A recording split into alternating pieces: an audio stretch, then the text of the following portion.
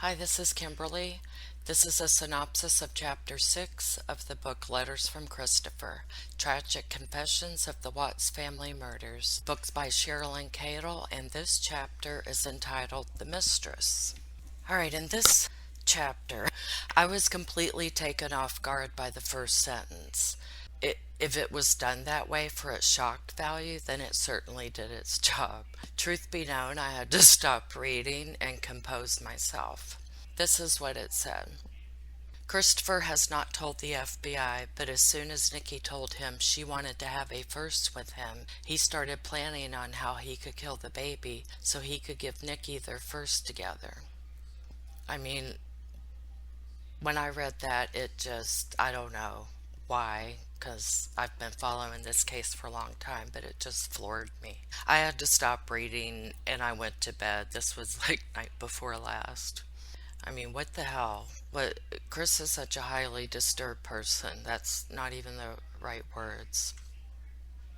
But this chapter, The Mistress, was only 3.5 pages in the book. I know there's a whole lot more to The Mistress than that. Instead of how the relationship began and that sort of thing, we get the Reader's Digest version of the 2 times Nikki came to Chris's house. Supposedly, the second time she was there, Dieter led Nikki up the stairs. Okay. And NK, Nikki, then saw pictures of the family. My guess is the house looked like a mansion in comparison to her apartment. And don't tell me Nikki didn't poke her head into all the bedrooms upstairs, and especially into Shanann's office. I wish Shanann had like a camera in there that, would click on and go to her phone. But anyway, my mind started to wander while I was reading this. I don't know. Anyway, what it wandered to is I remembered an excerpt from this book promoting it on Facebook that I had saw weeks ago. And this was before the Letters from Christopher Facebook page was taken down. Through gossip, I've heard that it was taken down because people were flipping out over the non-delivery of their books that they pre-ordered through Dorrance Publishing for $19 plus shipping. I think the shipping was maybe $7. I could be wrong. And it was $12 at Walmart with free shipping. And the people that pre-ordered got their books last. So people were mad. I don't blame them. I wasn't even going to read this book, but there started to be so much controversy. I had to look into it more. But back to my bit that I was telling you about the excerpt I got, or that I saw on Facebook. I got a message from someone, or a comment rather, on one of my videos, and it said, and I quote, "About to drop a book. Will you do a documentary on it?" And that was it. And will in the second sentence, as in will you do a documentary on it, was not capitalized. And there was no period, or there was no question mark at the end. It was a period. And then there was a link provided. So I clicked on the link, went down the rabbit hole, and I read one sentence, the very first sentence that was promoting the book, and it had bad grammar. So I laughed and left and just was like, whatever. And I remember it saying something about Nikki being froze on the stairs instead of frozen. I had no idea at the time that this author had actually been corresponding with Chris Watts himself. I just thought it was another one of those copy-paste from the Discovery books that I've seen on Amazon. There's been a lot of those. And truth be known, I do think some of this book is copy and paste from the Discovery. But I'm getting away from this chapter, this very short chapter where the author wildly skips over so many important things, in my opinion. Remember, it's entitled The Mistress. So after Shanann and the girls went to North Carolina, Nikki went into full-scale pursuing Chris mode. She wanted him to stay at her place all the time. She did not include him in her group of friends to begin with, but that was coming later. And that's all that's said about that. The author says that Nikki was at the Watts house twice, once on July 4th and once on July 14th. She tells the story that we've already heard in the February Wisconsin interview that Chris did with CBI and FBI about Shanann was blowing up his phone on the morning of July 4th. And so he stepped outside at Nikki's apartment where he had slept over the night before and was talking to her. And then he said that he had to go home.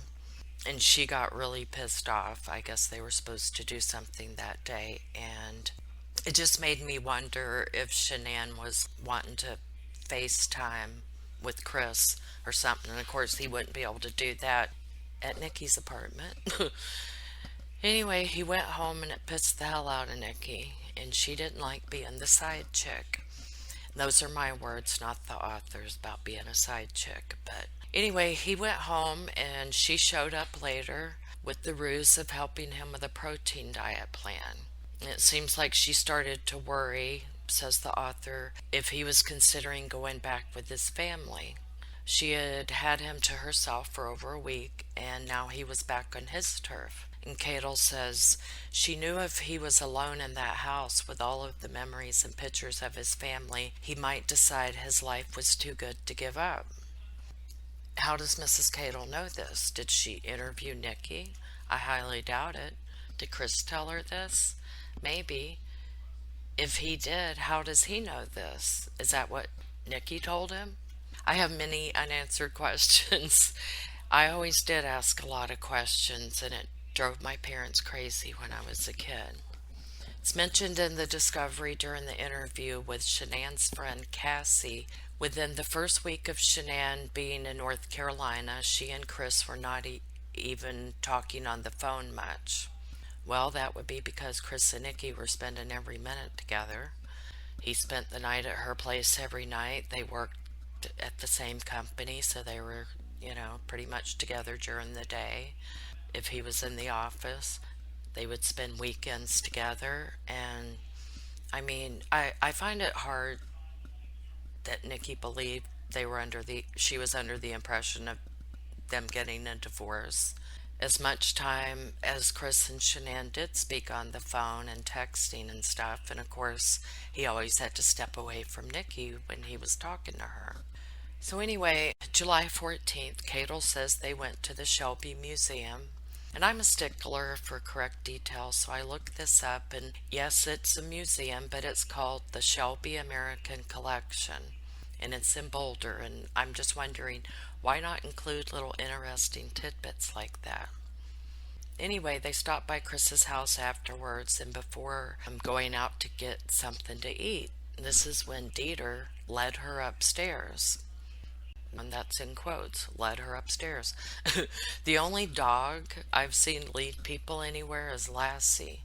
Now, I don't have a dog, but I did many years ago and when I was a kid, and they always followed me around, not the other way, with the dog taking me places. So I just can't picture Dieter showing Nikki the house. And if I remember correctly from when I went to the Facebook page one time, the Letters from Christopher Facebook page, there was an excerpt that said that Nikki realized the family would be, quote, broke to pieces because of the affair. And that was an excerpt I found before the release, and it's since been corrected in this version that I have. And I just wonder if it was because so many people mentioned on the Facebook page that the book was filled with bad grammar that books were late in going out. It's just a thought I had. But then supposedly Nikki flopped on the couch and was being all sad and stuff after the house tour. She started questioning Chris if he was really wanting to give all of this up, etc. And he mentioned casually that right before he met her, he and Shanann had been trying for a baby. Well, she just flipped the hell out on him and started dropping the F-bomb. She stormed out of the house and went and sat in her truck outside. And they furiously texted one another back and forth for about 30 minutes while she sat out in front of the house. Supposedly, this is when Chris talked her off the cliff. And also mentioned in this chapter is that Nikki took some medications and Chris believed her to be bipolar. And then when she was when she was sitting in the front, front of the house texting. I wonder if Dieter was perched on the back of the couch looking out the window and laughing at her. I bet he was pleased with himself, showing her pictures and stuff, that then, having it cause an argument between the cheating Chris and his mistress. Dieter knew she wasn't supposed to be there, and I just wish Dieter could have been interviewed by the detectives. But Chris told Nikki he didn't want another baby with Shanann. Apparently, this is the statement that calmed her down.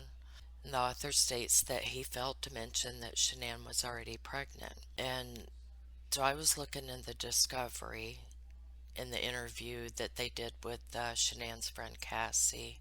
The discovery said it was Chris that wanted a third child. He is the one that talked Shanann into having a third child.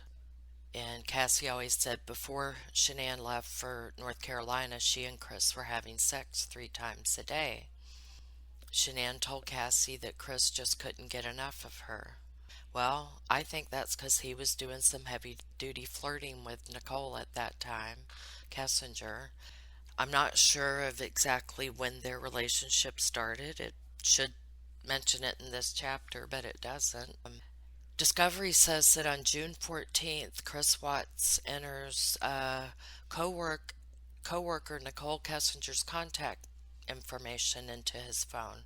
Well, it just so happens that June 14th, when he did this, that was the exact same day that Shanann recorded the video of Bella singing the Daddy song. So anyway, Nikki went on for the rest of the day, July 14th, and acted like nothing happened after Chris talked her off the cliff and she was having her bipolar episode. They went back to her place and quote unquote made love. I've never heard of Chris describe it that way, so maybe this is the author's interpretation. The author said, quote, he felt the guilt rush back to him and he really didn't want to be there, end quote. I found that very interesting. But after this session of lovemaking, in which Nikki did her best to make it hot and passionate, this is when Nicole told him, and the author quoted Nikki as saying, quote, I got mad because I thought I could give you your first son. When you told me you and your wife were trying to have a baby, that made me really mad and it scared me, end quote. This is supposedly a direct quote from Nicole Kessinger. So, how is the author able to provide this quote? She doesn't say it's from Miss Kessinger. She doesn't say it's from Chris relaying it to her. It's just a quote from supposedly from Nikki. And I know that I'm picking apart this book and this author. That was never my intention when I started this synopsis series. I was just going to provide a short summary of each chapter, but I know it's turned into this, but it's annoying me that she seems to have rushed through this book. It was only 8 months from her first letter that she wrote to Chris and then to the book release. That's a short period of time, really. And remember, it was a month later from her first letter that she heard from Chris, of which she didn't answer his letter, prompting him to tell his mother on her. So Cindy called Mrs. Cadle. So yeah, this seems to be a rush job. No, I've never written a book. I know people will say that, but I did have a short stint as a newspaper reporter and staff writer for the newspaper. So when quoting people, I always had to be very careful, and this is probably why it sticks out to me. Excuse me, I have a cold if I sound funny, or funnier than usual. But Nikki supposedly said, quote, I got mad because I thought I could give you your first son, end quote. So, and supposedly she didn't even know Shanann was pregnant because Chris said he didn't tell her, much less being pregnant with a boy. So the sex of the baby had not been discovered yet, and that wasn't discovered until August 8th when she had that 3D ultrasound or 4D. And this conversation about wanting to give His first son took place July 14th, 25 days beforehand. I hope you follow what I'm trying to say here, but Chris insisted they were getting a divorce, so I don't understand this quoted statement Nikki supposedly made. He said they were trying to have a baby. He didn't tell her she was pregnant, much less tell her she was pregnant with a boy. So something doesn't sound right here to me. And then remember, the first sentence of this chapter was Christopher has not told the FBI, but as soon as Nikki told him she wanted to have a first with him, he started planning how he could kill the baby so he could give Nikki their first together. So, I mean, first what, boy? First baby? I mean, it. The sex of the baby hadn't been discovered yet, and supposedly that's when he started planning. So either words are twisted or something. And then supposedly she's quoting things that Nicole Kessinger said, but I don't know that she interviewed Nicole Kessinger. So actually, if this were in court, it would be hearsay, which wouldn't be admissible. Anyway, I'm confusing myself even, but all the while Shanann was trying to save their marriage. She begged him to talk to her to be more descriptive of his thoughts and wants, but he was being very passive aggressive with her. He wouldn't cooperate, and he was too chicken to tell her that he wasn't interested in fixing things. I wanted to know more, for example, how did Chris and Nikki act together at work? I don't know if more is coming in future chapters, so I can't complain too much, I guess, at this point. But Cadel says in this chapter, after that happened, she said the sex was down to 1 to 2 times daily. How does she know Kessinger said that? Was that in the discovery? Did she talk to Nikki? Like, how does she know that? Is what I want to know. I doubt that she actually talked to Nicole Kessinger. So she doesn't say where she gets her information. And as I mentioned last time, that drives me crazy. And then the last sentence in the chapter mentions vaguely that they went to the Bandamere races, which I looked it up. And I lived in Colorado for 4 years, so some of these places are familiar to me, and I had been there. So I knew it was called Bandamere Speedway, but she misspelled it. But the last sentence in this chapter mentions they went to the Bandamere races on July 21st and camping in the mountains July 28th and 29th. Period. There is so much more to the story. For example, NK is a geologist. Chris has a keen interest in cars, so it looked to me as though they were taking turns with each other's interests. And the author called it camping in the mountains. And while this is technically true, the place they went to was called the Great Dunes National Park. I looked this up, as the author should have done, in my opinion, to make sure she had the correct spell, or make sure I had the correct spellings, is something I would have done. But there's a huge backstory to this Great Sand Dunes National Park and how it came to be. So that is something that would interest Nikki as a geologist. And then they camped at Zapata Falls Campground. Why not mention this? It deserved more than one sentence combining those 2 weekends together. So I know I've been chattering on, and it would have actually taken me less time to read the chapter word for word than it did for me to go off track trying to describe it. But I was sort of surprised how the chapter entitled The Mistress was so short and offered so little. The chapter left me very unsettled. It's incomplete for one, and I spent a lot of time cross-referencing it with the discovery. But I'm just thinking, what a golden opportunity this author had. I know I'm being critical and rude, but if I had been given this opportunity, it probably would have taken me at least a couple of years to write this book. In fact, this case is so complex, it would have taken a team to compile all the information and cross-reference it. And should to me would be a very long book, and I wouldn't even want to tackle something so complex. But this is where I'm going to step down from my soapbox and end this video, and I will pick it up in chapter 7 in the next one. Thank you for listening.